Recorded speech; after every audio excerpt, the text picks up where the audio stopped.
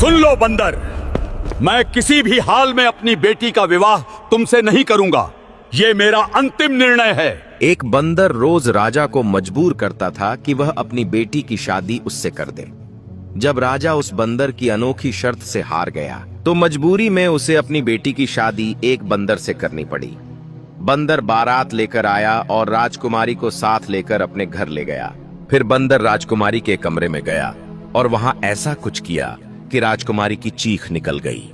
नमस्कार दोस्तों, devotional story में आपका फिर से स्वागत है। तो चलिए कहानी शुरू करते हैं। बहुत प्राचीन काल की बात है। एक छोटे से स्वतंत्र राज्य वैभवपुरी में एक वृद्ध विधवा रहती थी। उसका नाम था सुभद्रा। समय ने उसके चेहरे पर झुर्रियों की लकीरें खींच दी थीं। कंधे थोड़े झुक गए थे, पर आंखों में एक अदम्य जीवन ज्योति अभी भी टिमटिमा रही थी। जीवन साथी का साया बहुत पहले ही उठ चुका था और ईश्वर ने संतान का सुख नहीं दिया था। अपने एकांत जीवन में वह जंगल से लकड़ियां एकत्र करती, उन्हें बांधकर गठरी बनाती और नगर के बाजार में बेचकर अपना गुजारा चलाती थी। उसकी कुटिया नगर के बाहरी छोर पर एक पुराने बरगद के पेड़ के पास थी, जिसकी दीवारें मिट्टी की थीं और छप्पर घास फूस का। एक शरद ऋतु की धूप भरी दोपहर थी।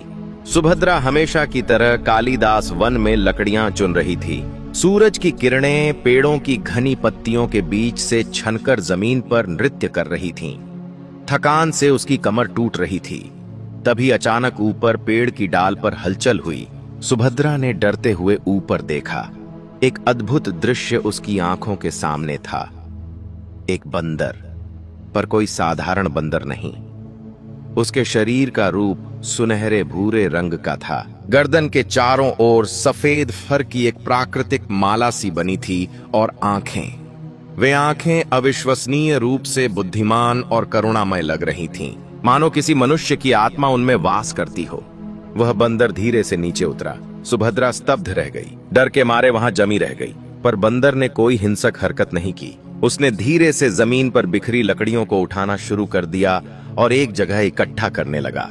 फिर उसने बड़ी ही कुशलता से एक मजबूत लताड़ी तोड़ी और लकड़ियों को बांधकर एक गठरी बनाने लगा। सुभद्रा की जिज्ञासा डर पर भारी पड़ी।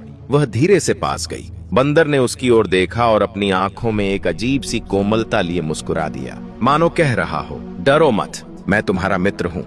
अवाक सुभद्रा बोल उठी, हे भगवान, तू कौन है? तू तो कोई साधारण जीव नहीं लगता। बंदर ने कोई उत्तर नहीं दिया, बस अपना काम जारी रखा। सुभद्रा का हृदय द्रवित हो उठा। उसने बैठकर बंदर को लकड़ियां बांधते देखा। अचानक उसके मुंह से निकल पड़ा, बेटा, तू कितना अच्छा है, मेरी इतनी मदद कर रहा है। काश मेरा भी अपना कोई पुत्र होता, तो मुझे बुढ़ापे में यह दर दर की ठोकरें न खानी पड़ती, यह जीवन का बोझ अकेले न उठाना पड़ता। यह सुनते ही बंदर ने काम रोक दिया। उसने सुभद्रा की ओर देखा। उसकी चमकदार आंखें अचानक नम हो गईं। उसने धीरे से अपना हाथ बढ़ाया और सुभद्रा के झुर्रियों भरे हाथ को छुआ। फिर अपने सीने पर हाथ रखकर और सुभद्रा की ओर इशारा करके बोला, कुकुकू, मानो वह कह रहा हो, मैं तुम्हारा बेटा बन सकता हूँ। सुभद्रा की आंखों से आंसू की 2 बूंदें गिर पड़ीं। उसने बंदर के सिर को सहलाया, अरे मूर्ख, तू तो जानवर है, मैं मनुष्य हूँ, पर तेरे इस प्यार के लिए धन्यवाद। गठरी तैयार थी। सुभद्रा ने उसे उठाने का प्रयास किया, पर वह भारी लग रही थी। बंदर ने तुरंत समझ लिया। उसने गठरी को अपने कंधे पर उठा लिया और सुभद्रा की ओर देखकर सिर हिलाया, मानो कह रहा हो, चलो, मैं तुम्हारे घर तक छोड़ आता हूँ। रास्ते भर सुभद्रा के मन में अनेक विचार घूम रहे थे। यह बंदर इतना बुद्धिमान, इतना सहायक क्यों है? क्या यह कोई देवदूत है या फिर कोई शापित प्राणी? घर पहुंचकर बंदर ने गठरी धीरे से उतारी। सुभद्रा ने कहा, बहुत बहुत धन्यवाद बेटा, अब तू जा। तेरी इस मदद के लिए ईश्वर तुझे सुखी रखे।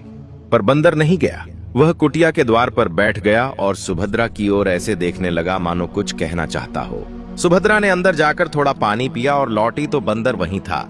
उसने फिर से प्रयास किया, जाओ बेटा, तेरे जंगल के साथी तुझे ढूंढ रहे होंगे। तभी बंदर ने एक अद्भुत कृत्य किया। वह सीधा खड़ा हुआ, दोनों हाथ जोड़कर सुभद्रा के सामने नतमस्तक हो गया। फिर बिल्कुल स्पष्ट और मधुर मानवीय स्वर में बोला, माँ, मुझे अपना लो, मैं यहीं रहूंगा, मैं तुम्हारी सेवा करूंगा। मेरा कोई नहीं है, तुम्हारा भी कोई नहीं है, हम एक दूसरे के हो जाएं। सुभद्रा स्तब्ध रह गई। उसका शरीर सिहर उठा। बंदर बोल सकता था, न केवल बोल सकता था, बिल्कुल उसकी वाणी में इतनी मार्मिकता, इतना दर्द था कि कोई भी हृदय द्रवित हो उठता। आंसू उसकी आंखों से बह निकले। उसने बिना कुछ सोचे समझे आगे बढ़कर बंदर को गले लगा लिया। हाँ बेटा, हाँ, तू अब मेरा ही है, मैं तेरी माँ हूँ। उस दिन से बंदर, जिसे सुभद्रा ने सोनू नाम दिया, उसकी कुटिया में रहने लगा। और सचमुच वह कोई साधारण बंदर नहीं था। वह सुभद्रा के सारे कामों में हाथ बंटाता। जब वह थक कर लौटती तो वह उसके पैर दबाता, पानी का घड़ा भर लाता, भोजन बनाते समय चूल्हे में आग जलाता, रात को सुभद्रा के पैरों के पास सिर रखकर सो जाता। धीरे धीरे सुभद्रा के एकांत जीवन में खुशियों की रोशनी फैलने लगी। 1 वर्ष बीत गया। सोनू और सुभद्रा के बीच एक गहरा अटूट बंधन बन चुका था।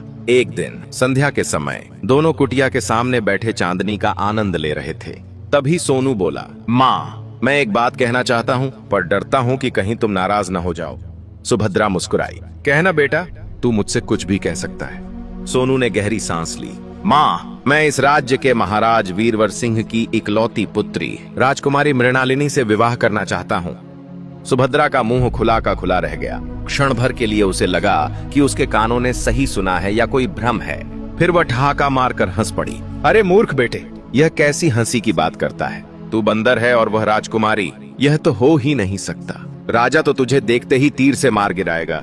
सोनू का चेहरा गंभीर हो गया। वह सुभद्रा के पैरों पर गिर पड़ा और हाथ जोड़कर बोला, माँ, मैं जानता हूँ यह असंभव लगता है, पर मेरी यही इच्छा है। तुम्हारे चरणों की दया है, केवल एक बार राजा के पास जाकर मेरा प्रस्ताव रख दो। यदि वह मना कर दे तो मैं जीवन भर इसका जिक्र भी नहीं करूंगा। माँ, यह मेरी अंतिम इच्छा है। सुभद्रा के हृदय पर इस विनती का गहरा प्रभाव पड़ा। सोनू की आंखों में एक ऐसी ललक, एक ऐसा दर्द था जो किसी गहरे रहस्य की ओर इशारा कर रहा था। अंततः वह मान गई। अच्छा ठीक है, मैं चलती हूँ, पर पहले तू मुझे अपने हाथों से एक प्याली चाय बनाकर पिला। सोनू खुशी से उछल पड़ा और फुर्ती से चाय बनाकर लाया। अगले दिन प्रातःकाल सुभद्रा अपने साधारण वस्त्रों में ही राजमहल की ओर चल पड़ी। महल का भव्य प्रवेश द्वार, ऊंची दीवारें और सजे धजे पहरेदार देखकर उसका हृदय धड़कने लगा। द्वारपालों ने रोककर पूछा, कहाँ जा रही है बूढ़ी? यह राजमहल है, भिक्षा के लिए नहीं। सुभद्रा ने हाथ जोड़कर कहा, भैया, मुझे महाराज से एक अत्यंत जरूरी बात करनी है, कृपया अंदर जाने दो। पहरेदार हंसे। तुझ जैसी अनगिनत औरतें रोज महाराज से जरूरी बात करने आती हैं, जा यहां से। पर सुभद्रा ने हार नहीं मानी। वह लगातार विनती करती रही। अंततः एक वृद्ध द्वारपाल को दया आ गई और उसने उसे अंदर जाने दिया। दरबार का दृश्य आंखों को चकाचौंध कर देने वाला था। सिंहासन पर महाराज वीरवर सिंह विराजमान थे। चारों ओर मंत्री, सामंत और सैनिक खड़े थे। सुभद्रा कांपते हुए आगे बढ़ी और सिंहासन के सामने घुटनों के बल बैठ गई। राजा ने कड़क स्वर में पूछा, कौन हो तुम और क्या चाहती हो? सुभद्रा का गला सूख रहा था। वह बोली, महाराज, मेरा नाम सुभद्रा है। मैं एक गरीब विधवा हूँ। मेरी एक विनती है, पर कहने में बड़ी लज्जा आती है। डरो मत, स्पष्ट कहो, राजा ने कहा। सुभद्रा ने साहस बटोरा। महाराज, मेरा एक पुत्र है। वह इंसान नहीं है, वह एक बंदर है। दरबार में सन्नाटा छा गया। फिर कुछ लोग मुस्कुराने लगे, कुछ हंसने लगे। राजा के माथे पर बल पड़ गए। सुभद्रा ने आगे कहा, उसकी यह इच्छा है कि वह आपकी पुत्री राजकुमारी मृणालिनी से विवाह करे। मैं उसी के कहने पर यहाँ आई हूँ। कृपया इस रिश्ते को स्वीकार कर लें। एक पल के लिए पूरा दरबार स्तब्ध रहा। फिर राजा का क्रोध भयंकर रूप में फूट पड़ा। वह गरजते हुए उठ खड़े हुए। क्या कहा? एक बंदर? मेरी मृणालिनी का विवाह एक बंदर से? पागल हो गई है बुढ़िया, तेरे दिमाग में कीड़े पड़ गए हैं क्या? उन्होंने हाथ के इशारे से सैनिकों को आदेश दिया, इस पागल औरत को यहाँ से बाहर फेंक दो और इतना धक्का दो कि दोबारा महल की तरफ मुंह करके भी न देखे। सैनिकों ने क्रूरता से सुभद्रा को पकड़ा और महल की सीढ़ियों की ओर घसीटा। वह गिरती पड़ती, चिल्लाती हुई सीढ़ियों से लुढ़कती चली गई। उसके शरीर पर कई चोटें आईं, हाथ पैर छिल गए, सिर से खून बहने लगा। रोती बिलखती वह अपनी कुटिया की ओर लड़खड़ाते हुए चल पड़ी। जैसे ही सोनू ने उसे देखा, उसकी आंखें आग बन गईं। वह दौड़कर आया और सुभद्रा को सहारा देकर अंदर ले गया। सुभद्रा ने क्रोध और पीड़ा से भरकर एक लकड़ी का डंडा उठाया और सोनू पर वार करते हुए चिल्लाई, देख लिया ना तेरा किया, तेरी इस मूर्ख इच्छा ने मेरी जान ले ली, मारे मारे फिरा दिया उन लोगों ने, काश मैं तेरी बात न मानती। सोनू ने डंडे के 2-3 वार सहन किए, फिर आंसू भरी आंखों से सुभद्रा से लिपट गया। माँ, मेरी प्यारी माँ, माफ करना, घबराओ मत, यह सब ठीक हो जाएगा, पर तुम हार मत मानना, एक बार फिर जाना होगा। फिर जाना? सुभद्रा चिल्लाई, तू मेरी जान लेकर ही दम लेगा क्या? सोनू ने उत्तर नहीं दिया। उसने अपने गले से एक चमकदार दिव्य प्रकाश से युक्त मणियों की माला निकाली। माला के मोती नीलम और चांदी से जड़े हुए थे और हल्की स्वर्णिम आभा फैला रहे थे। उसने माला को हाथों में लेकर कुछ अज्ञात मधुर मंत्र पढ़े और फिर सुभद्रा के घावों पर फूंक मारी। एक अद्भुत घटना घटी। माला से एक कोमल स्वर्णिम प्रकाश की किरणें निकलीं और सुभद्रा के शरीर पर फैल गईं। उसके सारे घाव खरोंचें छोटे पल भर में ठीक हो गईं। खून बहना बंद हो गया, दर्द गायब हो गया। सुभद्रा चकित रह गई। उसने सोनू को हैरानी से देखा। अब उसे विश्वास हो गया कि सोनू कोई साधारण प्राणी नहीं है। अगले दिन सोनू ने फिर विनती की। सुभद्रा मन ही मन डर रही थी, पर उसकी आंखों में छल के आंसू देखकर फिर तैयार हो गई। दूसरी बार भी वही हुआ। राजा ने और भी क्रोधित होकर उसे दंडित किया। सुभद्रा फिर घायल अवस्था में लौटी और सोनू ने फिर उस माला से उसे ठीक कर दिया। तीसरे दिन जब सुभद्रा तीसरी बार दरबार में पहुंची तो राजा का क्रोध शांत हो चला था। उन्होंने व्यंग्यात्मक मुस्कान के साथ कहा, तू बड़ी जिद्दी है बुढ़िया। ठीक है, मैं एक शर्त पर तेरे बंदर पुत्र को अपना दामाद बनाने को तैयार हूँ। सुभद्रा की आंखों में आशा की चिंगारी जगी। क्या शर्त है? महाराज, राजा वीरवर सिंह ने महल की खिड़की से बाहर सुभद्रा की दूर दिख रही कुटिया की ओर इशारा करते हुए कहा, कल सूर्योदय से पहले इस रात्रि के अंत तक तेरी वह टूटी फूटी कुटिया इस महल से ऊंचा एक भव्य महल बन जाना चाहिए। इस महल में मेरे यहाँ के सेवकों से दुगने सेवक उपस्थित हों और इस नए महल से मेरे महल तक के मार्ग पर शुद्ध रेशम के गलीचे बिछे होने चाहिए। यदि यह हो गया तो मैं विवाह स्वीकार कर लूंगा।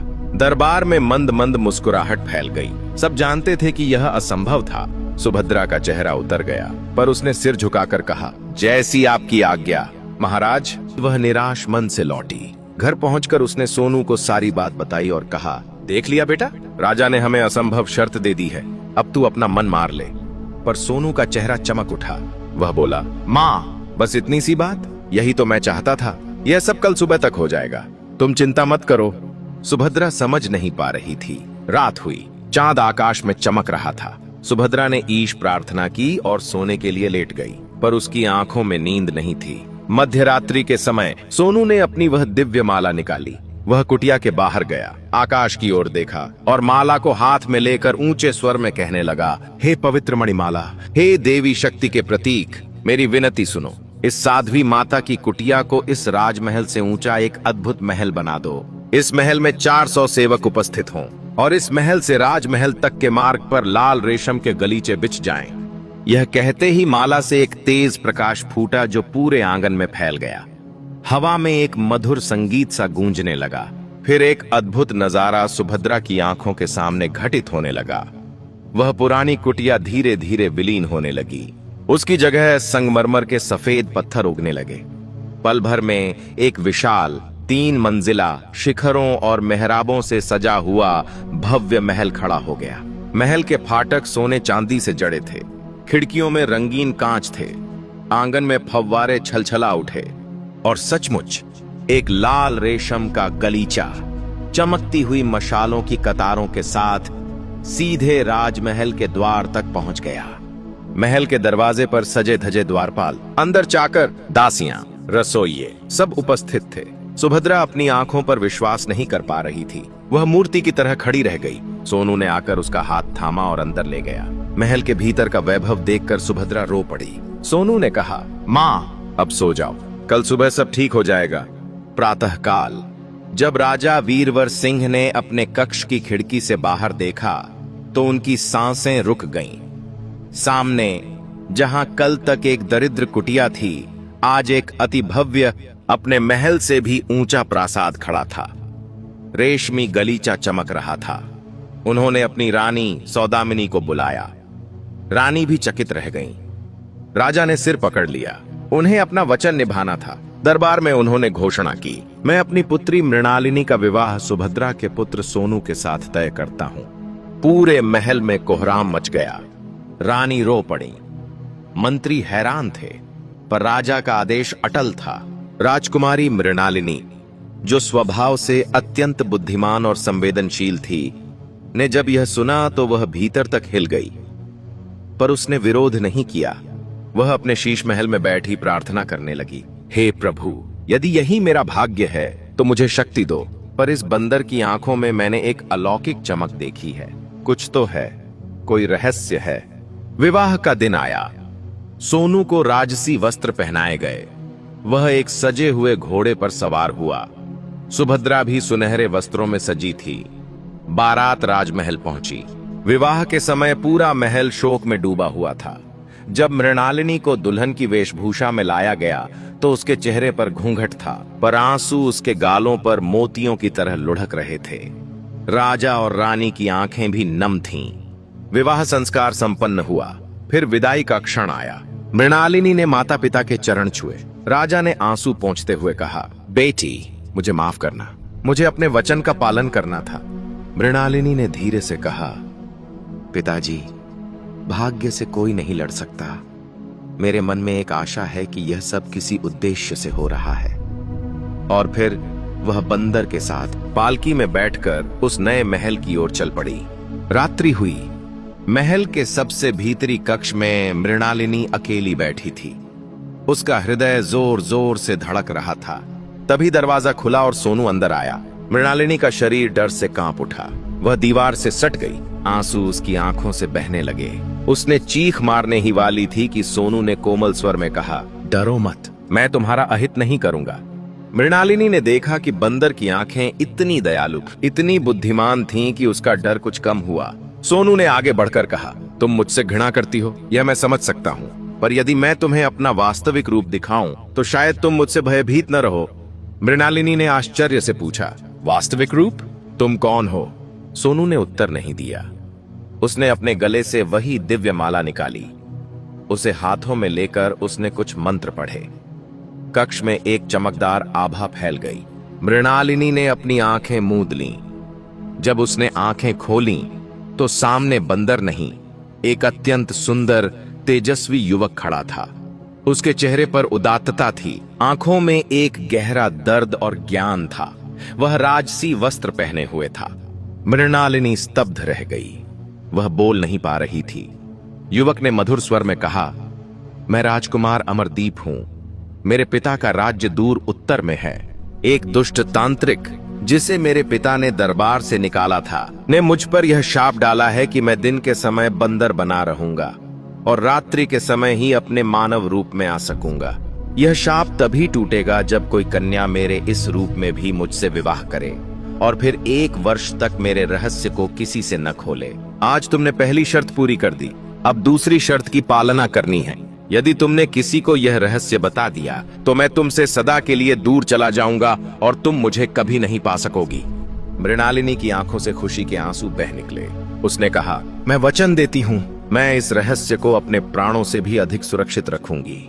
उस रात दोनों ने एक दूसरे को अपनी अपनी कहानी सुनाई।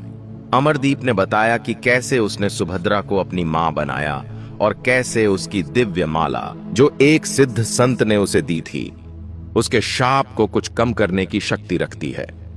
मृणालिनी ने अपने हृदय की सारी बातें कह डाली। धीरे धीरे प्रेम की एक मधुर बेला ने उन दोनों को आपस में बांध दिया।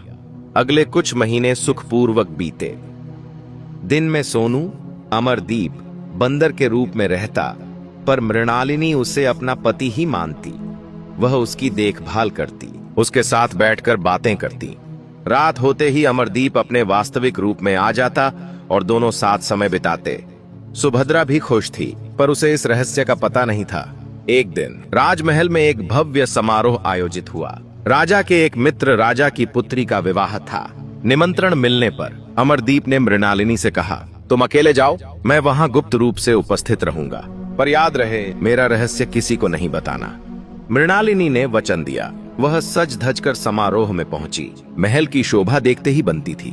फूलों की सजावट, दीपों की पंक्तियां, उत्सव धर्मी संगीत। मृणालिनी एक कोने में बैठ गई। तभी उसकी माता रानी सौदामिनी आईं और उसके पास बैठ गईं। रानी की आंखें भर आईं। उन्होंने मृणालिनी का हाथ थामकर कहा, बेटी, तू कितनी दुर्भाग्यशाली है, इतनी सुंदर, इतनी गुणवान, और तेरा पति एक बंदर। मेरा हृदय चीत्कार कर उठता है जब मैं तेरी दशा सोचती हूँ। काश तुझे भी कोई सुयोग्य राजकुमार मिलता। माता के इन शब्दों ने मृणालिनी के हृदय को छलनी कर दिया। उसका सारा संकल्प, सारा वचन भूल गया। भावनाओं में बहकर वह बोल उठी, माँ, वह बंदर नहीं है, वह मेरा पति राजकुमार अमरदीप है। वह रात को मनुष्य बन जाता है। वह एक शापग्रस्त राजकुमार है। यह कहना था कि अचानक महल में एक तेज हवा का झोंका आया। सभी दीपक बुझने लगे। लोग हैरान होकर इधर उधर देखने लगे। मृणालिनी ने देखा कि महल के दूसरे छोर पर, जहां अमरदीप गुप्त रूप से खड़ा था, एक तेज प्रकाश की चकाचौंध हुई और फिर अंधेरा छा गया। जब दीपक फिर जले तो अमरदीप गायब था। मृणालिनी का हृदय टूट गया। उसे अपनी भयंकर भूल का एहसास हुआ। वह फूट फूट कर रोने लगी। रानी उसे समझाने की कोशिश करने लगी, पर मृणालिनी के कानों में तो केवल अमरदीप की आवाज गूंज रही थी। यदि रहस्य खुल गया तो मैं सदा के लिए चला जाऊंगा। वह तुरंत अपने महल लौट आई और सुभद्रा को सब कुछ बता दिया। सुभद्रा भी दुखी हुई, पर उसने मृणालिनी को सांत्वना दी। अगले दिन मृणालिनी ने अपने पिता से आज्ञा ली और प्रतिज्ञा की कि वह अमरदीप को ढूंढकर ही लौटेगी। उसने सुनहरी लाठी और सुनहरी जूती पहनी और एक अनजान यात्रा पर निकल पड़ी। मृणालिनी का सफर अत्यंत कठिन था। वह पहाड़ियों, नदियों, घने जंगलों और बंजर मरुस्थलों से होकर गुजरी। कई दिनों तक उसे खाने को केवल जंगली फल मिले, पीने को झरने का पानी। उसके वस्त्र फट गए, पैरों में छाले पड़ गए, पर उसने हार नहीं मानी। वह हर गांव, हर झोपड़ी में जाकर पूछती, क्या आपने एक सुंदर राजकुमार अमरदीप को देखा है? कोई उत्तर नहीं मिलता। एक दिन थक हार कर वह एक पेड़ के नीचे बैठ गई और रोने लगी। तब एक वृद्ध साध्वी वहां से गुजरी। उन्होंने मृणालिनी को देखा और पूछा, बेटी, तू इतनी दुखी क्यों है? मृणालिनी ने सारी कहानी कह सुनाई। साध्वी ने दया भाव से कहा, बेटी, तू सीधे पूर्व दिशा में चल। वहां एक नदी है, उसके पार एक पर्वत है। उस पर्वत की गुफा में एक योगी रहते हैं। शायद वे तेरे पति का पता लगा सकें। मृणालिनी ने आशा बांधी और चल पड़ी। कई दिनों के बाद वह उस नदी के किनारे पहुंची। नदी बहुत चौड़ी और उफान पर थी। पार जाना असंभव लग रहा था। मृणालिनी ने हार मानकर प्रार्थना की। तभी आकाश से एक विशाल गरुड़ पक्षी उतरा। वह बोला, मैं उस योगी का मित्र हूँ, तू मेरी पीठ पर बैठ जा, मैं तुझे पार ले चलता हूँ, पर डरना मत। मृणालिनी ने साहस किया और गरुड़ की पीठ पर बैठ गई। गरुड़ ने उसे नदी पार कराकर पर्वत के शिखर पर उतारा। वहां एक छोटी सी कुटिया थी। अंदर एक वृद्ध योगी समाधि में लीन थे। मृणालिनी ने प्रतीक्षा की। जब योगी ने आंखें खोलीं, तो मृणालिनी ने सब वृत्तांत कह सुनाया। योगी ने कहा, बेटी, तेरा पति एक राक्षस के बंदी गृह में है। वह राक्षस, जिसका नाम क्रौंच है, उसने पकड़कर ले गया है। उसकी गुफा इस पर्वत के पार एक घने अंधकारमय जंगल में है। वहां जाना अत्यंत खतरनाक है। मृणालिनी ने हाथ जोड़कर कहा, महाराज, मैं किसी भी खतरे को सहने को तैयार हूं। कृपया मुझे मार्ग दिखाएं। योगी ने दया खाकर कहा, तू इतनी दृढ़ है तो ठीक है, मैं स्वयं तुझे वहां ले चलता हूं। उन्होंने अपना आसन छोड़ा और मृणालिनी को साथ लेकर उड़ चले। कुछ ही देर में वे एक भयानक अंधेरे जंगल में उतरे। वहां एक विशाल गुफा का मुंह था। योगी ने कहा, वह इसी में है। अब मैं जाता हूं, सावधान रहना। और वे अदृश्य हो गए। मृणालिनी ने साहस बटोरा और गुफा में प्रवेश किया। अंदर घना अंधकार था।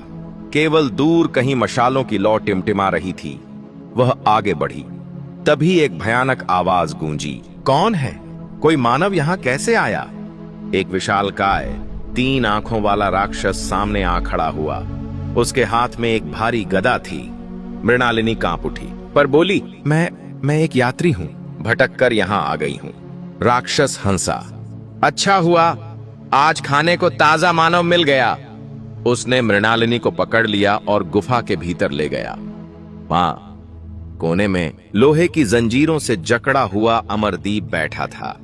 उसने मृणालिनी को देखा तो उसकी आंखें फटी की फटी रह गईं, पर वह चुप रहा। राक्षस ने मृणालिनी को दूसरे कोने में बांध दिया और चला गया। जब राक्षस दूर चला गया तो अमरदीप ने धीरे से कहा, मृणालिनी, तू यहाँ क्यों आई? यह राक्षस बहुत खतरनाक है। मृणालिनी रो पड़ी। मैं तुम्हें ढूंढती हुई आई हूँ, मुझे माफ कर दो, मैंने तुम्हारा रहस्य खोल दिया। अमरदीप ने कहा, अब उसकी चिंता मत करो, अब हमें यहां से बचकर निकलना है। उसने अपने पास छिपा कर रखी वह दिव्य माला निकाली और एक छोटे से छेद से बाहर फेंक दी ताकि मृणालिनी उसे ढूंढ ले। कुछ देर बाद जब राक्षस सो गया, मृणालिनी ने अपने बंधन ढीले किए और माला ढूंढ निकाली। वह अमरदीप के पास गई और माला उसे दे दी। अमरदीप ने माला पहनी और मंत्र पढ़े। जंजीरें टूट गईं, वह आजाद हो गया। फिर उसने मृणालिनी के बंधन भी खोल दिए। दोनों चुपचाप गुफा से बाहर निकलने लगे, पर तभी राक्षस की नींद खुल गई। वह गरजता हुआ दौड़ा आया। धोखेबाज, तुम भागने की कोशिश कर रहे हो। अंत उसने अपनी गदा उठा ली। अमरदीप ने मृणालिनी को पीछे कर दिया और राक्षस के सामने डट गया। उसने माला से प्रकाश निकालकर राक्षस पर वार किया, पर राक्षस बहुत शक्तिशाली था।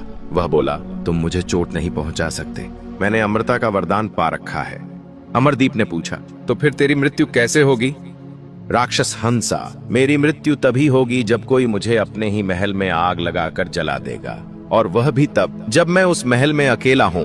अमरदीप ने तुरंत एक योजना बनाई। उसने राक्षस से कहा, मैं हार मानता हूं, तू हमें मार डाल, पर एक आखिरी इच्छा पूरी कर। मुझे अपने महल में जाकर अपने पूर्वजों को प्रणाम करने दो, फिर लौटकर मैं तेरे सामने आत्मसमर्पण कर दूंगा।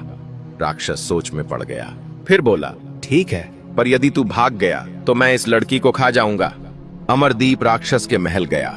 वह महल एक पहाड़ी की चोटी पर था। अमरदीप ने महल के चारों ओर सूखी लकड़ियां इकट्ठी की और उनमें आग लगा दी। फिर वह ऊंचे स्वर में बोला, अरे राक्षस क्रौंच, तेरा महल जल रहा है, तू आकर बचा ले। राक्षस ने दूर से धुआं देखा तो वह घबराकर दौड़ा आया। अमरदीप ने छिप कर देखा। जैसे ही राक्षस अकेला महल में घुसा, अमरदीप ने महल के सभी दरवाजे बाहर से बंद कर दिए। आग तेज हो चुकी थी। राक्षस चीखता चिल्लाता रह गया, पर बाहर नहीं निकल सका। कुछ ही देर में वह भस्म हो गया। अमरदीप तुरंत लौटकर गुफा में आया और मृणालिनी को लेकर बाहर निकला। राक्षस के मरते ही अमरदीप पर से शाप का प्रभाव टूट गया। उसका बंदर रूप सदा के लिए विलीन हो गया और वह स्थायी रूप से राजकुमार अमरदीप बन गया। दोनों खुशी खुशी वैभवपुरी लौटे। जब सुभद्रा ने अमरदीप को देखा तो वह रो पड़ी। राजा वीरवर सिंह और रानी सौदामिनी भी अत्यंत प्रसन्न हुए। उन्होंने एक भव्य दरबार लगाया और सबके सामने अमरदीप और मृणालिनी का पुनः विवाह संस्कार किया। अमरदीप ने सुभद्रा को अपनी माता के रूप में सदा के लिए अपने साथ रखा।